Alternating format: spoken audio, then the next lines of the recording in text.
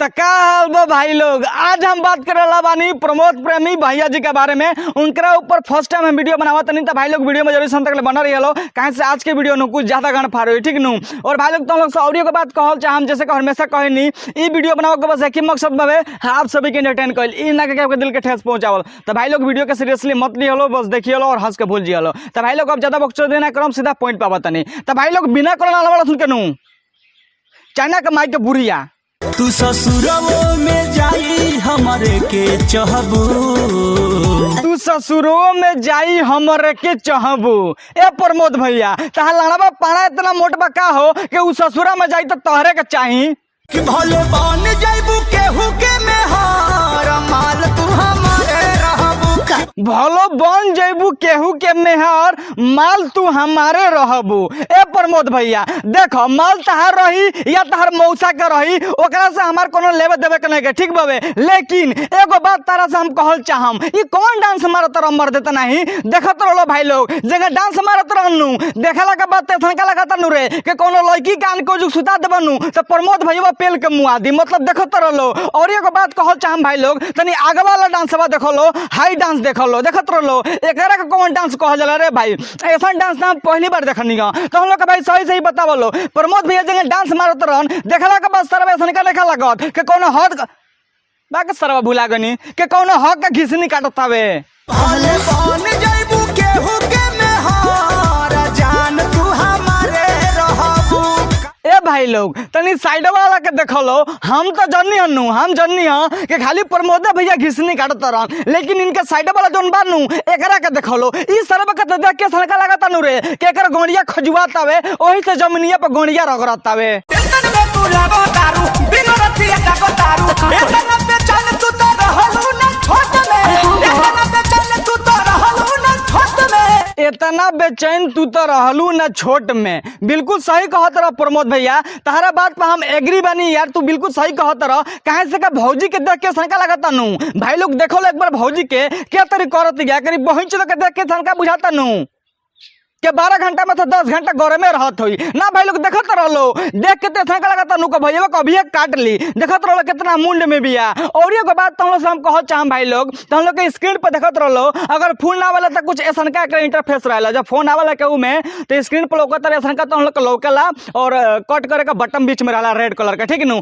लेकिन भौजी का तनी देख लो फोन से कहेंगे बतिया बतिया सरवा लागत है यूट्यूब खुलल बवे, जैसे कि स्क्रीन पर देखत रहो लागत है यूट्यूब खोल के वीडियो देखत रहिया, चुतिया बनावे है, चुतिया बनावे खातिर कान पर सटा ले बिया, अब फोन से बात करत या। जबकि तुम लोग का पता बाबा जब फोन आवेला तो हेसन का मतलब फोन में इंटरफेस लौकेला। नहीं हर के गलती सोना पकड़ाइल बा मेडिकल रिपोर्ट में, जाय दे इज्जत बचा ले, जाय दे इज्जत बचा ले, जाय दे इज्जत बचा ले। ए प्रमोद भैया अब का लड़वा इज्जत बचा ले, मार के तम टिका देले बड़ो आ कहत रह इज्जत बचा ले, अब कुछ होखी ना। अब जा ओकर घरवा जौन भौजी बिया नु ओकर घरवा जा तो ओकर भैया धके तारा का पेले रसन का ना। जा जा ये सनमया बनई खे गम अखिया न भरिया बोलो से, जा जाए सनम अब नइखे गम अखिया न भरी लोरो से। ते भैया भौजी के पिछवा का लान चट खातिर घूमत रह, जब सर तू छोड़ देला बड़ा भौजी के आ कहत रह का जा जाए सनम मतलब तारा खातिर अब लोरो ना बही, तो ओकरा के पिछवा कहां घूमत रह रे सारा बात नहीं, दिमाग खराब मत कर।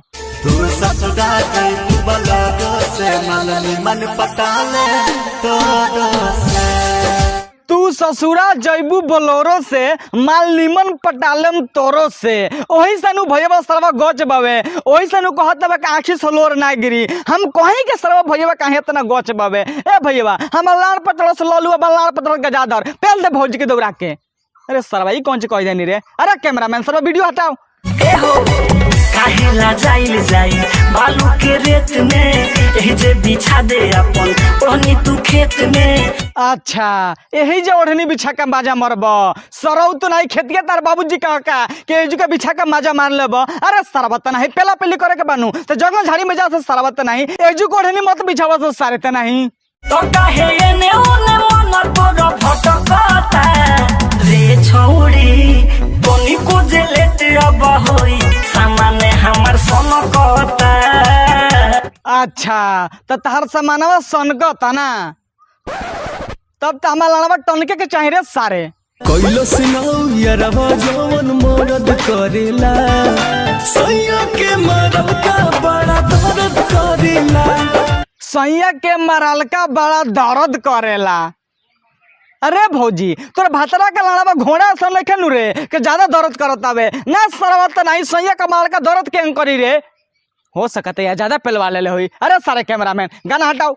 सिजिया आवे तो दर्द करेला राजा के छुअल का बड़ा दर्द करेला। सैया के छुअलका बड़ा दर्द करेला।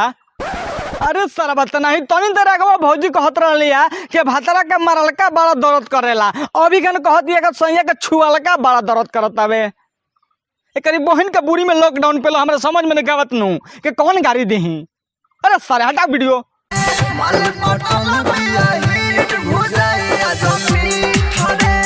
माल पटल बिया हिट भुजाई आज मीठ रे। अरे सारा बात नहीं ओकरा का मीठ ना कहल जाला, ओकरा का मीठ कहल जाला। निमन से सुन ले कौन जी कहल जाला, मीठ कहल जाला। ठीक नु हिट जहाँ मीठ कहला तो गोड़िया मार देम।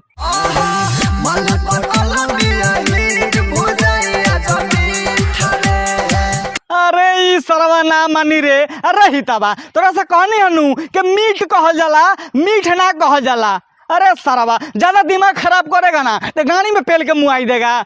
सरवा कौन सी कह देनी अरे लेकिन मजा आइल हवे। तो बस भाई लोग आज के बकचोदी यहीं खत्म करते नहीं। आई होप कि तुम लोग वीडियो देख अच्छा लगल। अगर वीडियो थोड़ा भी अच्छा लगल तो प्लीज़ यार वीडियो को लाइक कर दिया लो और चैनल पर नतून बड़ा लो तो हेने देख लो और रेड कलर का सब्सक्राइब बटन देख के दबा दो, सब्सक्राइब कर दो और साइडवा में लोग थे तो हम लोग के ऑल बेल नोटिफिकेशन बन ओकरा पर ऑल पर क्लिक करिए लो ताकि हम जब भी नतून वीडियो अपलोड करम सबसे पहले तो हम लोग के मिल जाए। आ कैमरा मैन हमारा ज़्यादा बड़ा हंसता सर उतना नहीं रुका टेकवा खत्म कर ली तारा गणिया पेला सर।